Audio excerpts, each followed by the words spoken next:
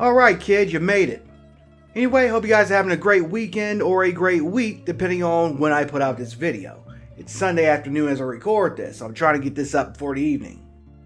Anyway, this past Thursday, as you know, was the Game Awards. It left much to talk about.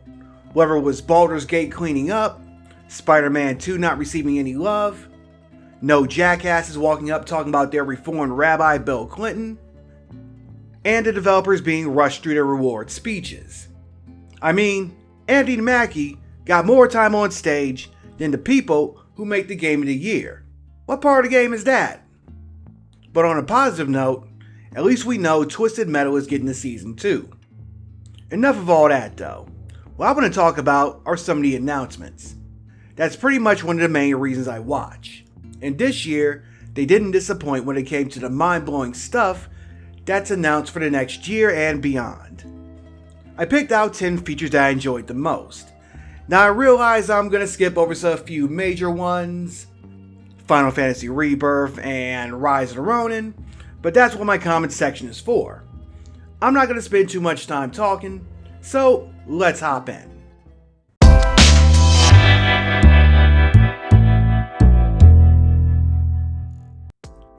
Bethesda and Arcane Studios took everyone by surprise when they revealed Marvel's Blade.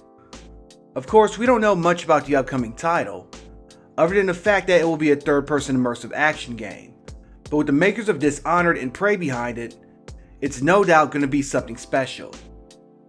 Yes, I also know they made Redfall, but keep in mind I'm one of the few people who actually like that game, so I'm still excited for it.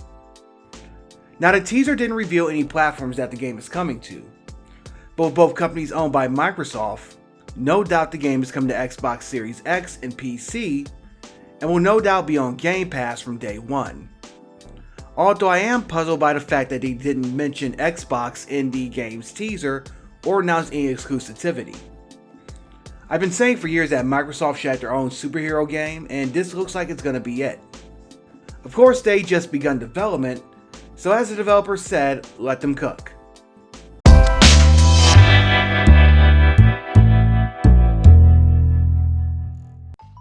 God of War Ragnarok will be receiving a free downloadable content expansion entitled Valhalla, which will have players make their way through Valhalla in short-form roguelike gameplay. Similar to Assassin's Creed Valhalla's Forgotten Saga, which was a DLC with a similar feature. No doubt this is good news for folks who completed Ragnarok. The DLC will be out this Tuesday, so fans won't have long to wait before they can jump in. Personally, I haven't played the game yet, as the previous game is still part of my pile of shame, but from what I hear, it's pretty awesome, and of course, free DLC is making an already good game even better.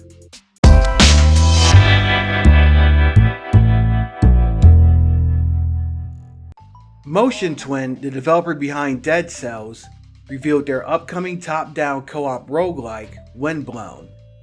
Hitting Steam Early Access next year, the game will see players become Leapers, a group of warriors who are fighting to save their home from a force known as the Vortex. While the game's furry characters are adorable, things do get real gory really quick. You can team up with up to 3 other players, and in true roguelike fashion, you get stronger with each death. Dead Cells was one of the best roguelike action games from the past few years, so I have high hopes from Windblown even if it does have a different style. Motion Twin proved that they got what it takes with Dead Cells 2D Metroidvania style gameplay, so let's see what they can do with top-down dungeon crawling.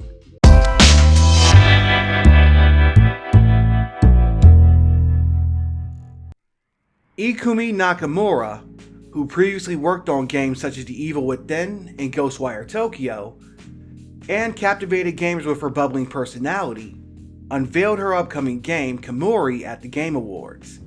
The game is still early in development, so as of now there is no publisher, nor do we know what platforms the game is coming to. From what we do see, the game is a supernatural action game that takes place in an urban environment inspired by Japanese culture. Animator Croazon is handling the game's art direction and has posted some insights into the game's trailer on his Twitter, which I'll link to in the description.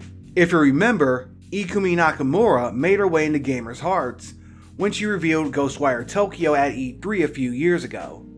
Since then, she left Tango Gameworks and formed her own studio, Unseen, in 2021. No doubt gamers will be awaiting the studio's first project. It looks interesting, and I'm looking forward to learning more about it.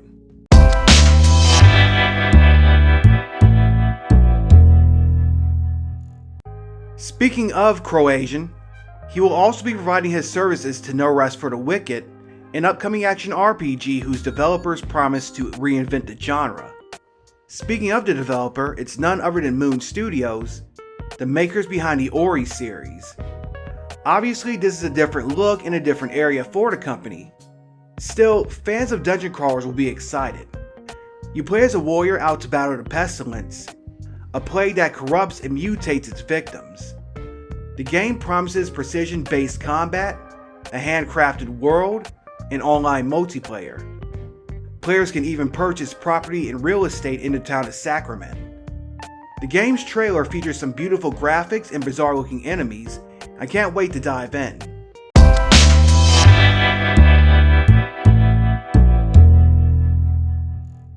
Sega was on hand to show off a new trailer that revealed that the company was bringing back 5 classic franchises, which will be rebooted and updated for today's audiences. These franchises are Shinobi, Jet Set Radio, Crazy Taxi, Golden Axe, and Streets of Rage. The trailer showed off brief snippets of gameplay for each of the upcoming titles.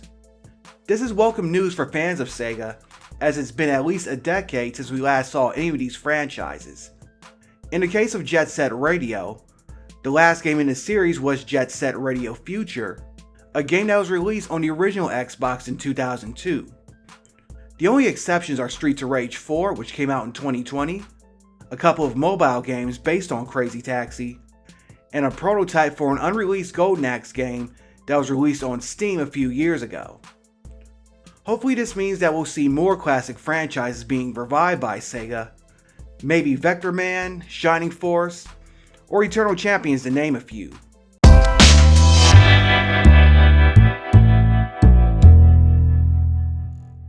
Hello Games, the makers behind No Man's Sky, revealed its next title, Light No Fire, which is an upcoming RPG that promises to be massive in scope.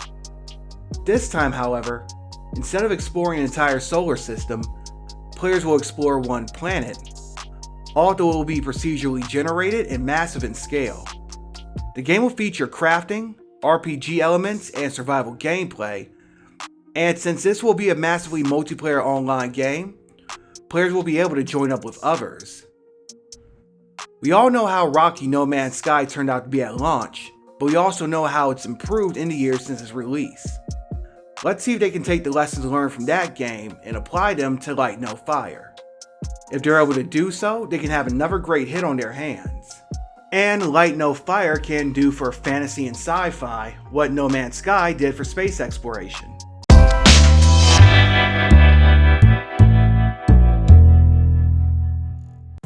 We saw the first of Hideo Kojima's long-rumored Xbox Game Studios collaboration, Overdose, or OD as it's now being called. We didn't see much from the first teaser, other than the faces of Sophia Lillis from Dungeons & Dragons Honor Amongst Thieves, Hunter Schafer of Euphoria fame, and Flesh for Frankenstein's Yudo Kier.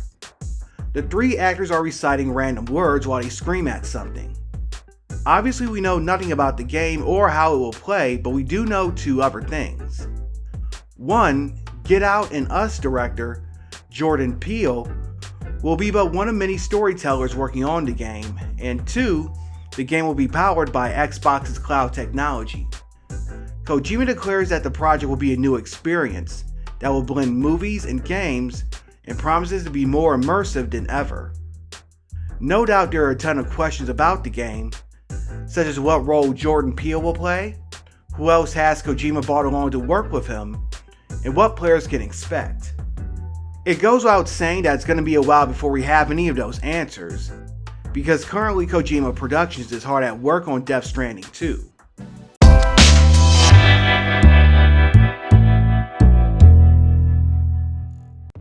Square Enix was on hand to reveal an all-new entry in the Mana series, Launching in 2024 for the PlayStation 4, PlayStation 5, Xbox Series X, and PC, the new title will be the first in the series since the 2014 mobile game Rise of Mana, which never made it out of Japan.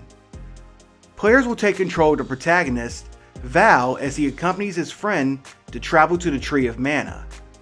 The game's look and style harken back to the original Secret of Mana on the SNES, while the gameplay looks similar to the Trials of Mana remake that came out a few years ago.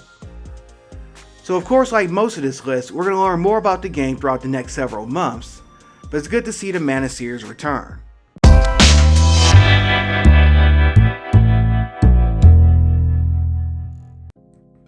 The final reveal of the show was the next entry in Capcom's Monster Hunter franchise, Monster Hunter Wilds. Not much was shown about the title, save for footage of the player character navigating the environment atop a steed of some sort. A lot of people online have pointed out the similarity to the recent Pokemon Scarlet and Violet, which allowed players to make use of a legendary Pokemon to travel the environment. We don't know what other new features that this game will introduce, but the game isn't due till sometime in 2025. It's not a stretch to imagine fans playing through Monster Hunter World and Monster Hunter Rise to keep themselves busy until then.